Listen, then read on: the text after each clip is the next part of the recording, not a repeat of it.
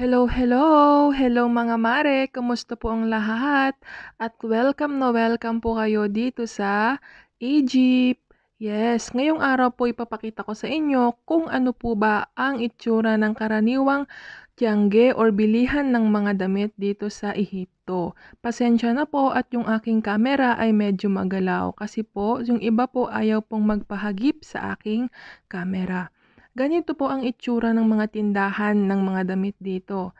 Naka-display po lahat yan. Meron po silang long pants, t-shirt, polo, or mga iba't ibang klase ng mga t-shirt po ba. Wala po silang paninda dito na maiiksing short or yung kagaya sa atin alam nyo na kung anong tawag doon, di ba?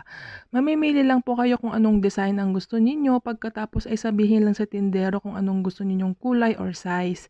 Meron din po palang silang tindang gown, may nakita kong gown at mga samot-saring mga long dresses.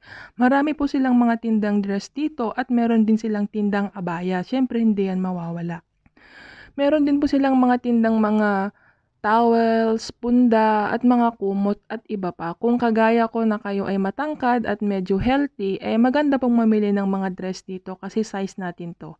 Meron din po silang mga iba't ibang klase ng kakikayan, meron yung ponytail, may panali ng buhok, meron silang mga lipstick, pero ang mga ito po ay hindi po kagaya ng iba na branded. Ito po yung mga parang pangmasa lang na presyo, mura na kumbaga, pero affordable naman. Hindi naman siya kagaya ng mga iba na mahal, pero dito at least meron ka na magagamit pa. Ganyan po, mix-mix po yan. May mga maliliit, may mga malalaki, kagaya po sa palengke din sa atin. Ayan lamang po, dito na po natatapos ang aking video. Sa susunod, ipapakita ko ulit ang mga iba't ibang bagay sa Egypt. Salamat!